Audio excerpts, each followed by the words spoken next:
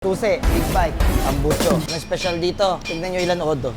So yung 1 kilometer niyan, malamang doon sa pag-akyat ng kasa o kasi sa pagbaba. No, sir? Kasi lagi kita pinapanood eh. Ay, salamat, sir. 1 kilometer. Sabi ko baka pag-ahon pa lang yan, tapos pagbaba dito eh. Siguro po si from warehouse to casa, 1 kilometer. Wala po, zero na yan. Zero pa sir, zero. Wala yung sa kasa ngayon.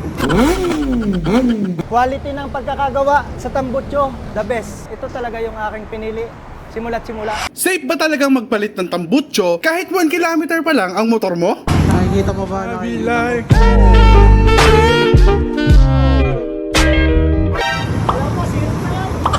Zero. Zero pa sir, zero. Pero wala yung sa kasa ngayon. Ito si Sir Enrico, ang may-ari ng napakaganda at batang-batang Kawasaki CX-10R. Sa sobrang bata, 1 kilometer pa lang ang odo nito. Dinala niya agad dito sa 01 Moto para magpapalit ng tambucho. Bago pa man magpunta si Sir Enrico dito sa 01 Moto, alam na niya kung anong tambucho ang gusto niya. At yan Breezy R11. Nakikita niya daw kasi sa Facebook kung gaano kaganda ang forma at tunog nito. Kaya naman napasana all siya.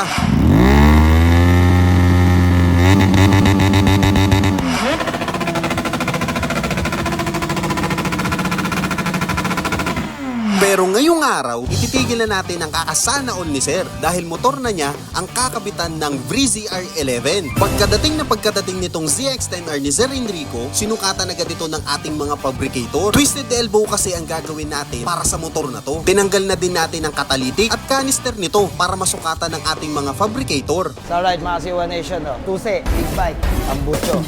Alam nyo na, not delete na yan. So from kalahati ulit, putol na, no? So abangan nyo. Ang special dito, tignan nyo ilan odo. Another baby boy. Another baby boy.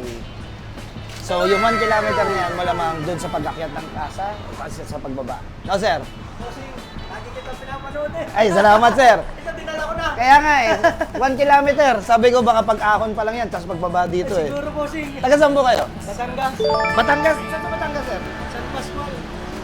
Nakita kita. Salamat ha, salamat ha. Nakapalo ako sa page niyo po. At least, alam mo na yung tsura nung ilalim mo. Ganyan kabigat yung mawawala sa'yo. Mga nasa amin, pito yata to. Mga 10. Kasama to. Baka mararamdaman yan. Tsaka, mas masarap mag big bike pag maingay. Diba? Salamat ha. Sige sir. Nakita ko si Bossing.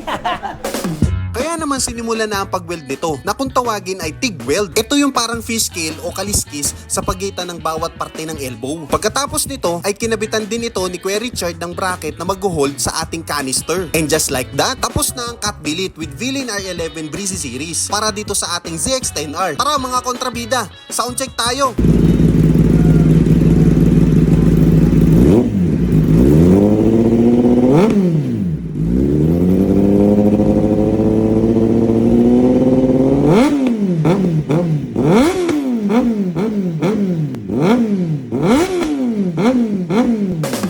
Tanungin naman natin si Sir kung anong masasabi niya sa pagkakagawa ng motor niya. Okay naman, nakikita ko kasi yung page nyo na maraming nagpapagawa.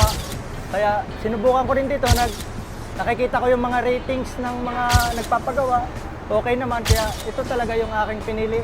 Simula't simula. Sir, first bike niyo ba yan sir? First bike ko. Sir, kung i-rate yung 01 mula 1 hanggang 10, 10 pinakamataas, anong rate niyo sir? 10, the best. Quality ng pagkakagawa sa Tambucho, the best. Shout out sa mga kasama ko sa barko. African Swift, yan ang inaantay nyo. Yung may upload ng 01 Moto. Kaya kung naghahanap ka ng shop na mapagkakatiwalaan pagdating sa motor mo, we're happy to serve you. At kung gusto mong marinig ang tunay na tunog ng motor mo, tanggalin na ang kaba at maging isang kontrabida.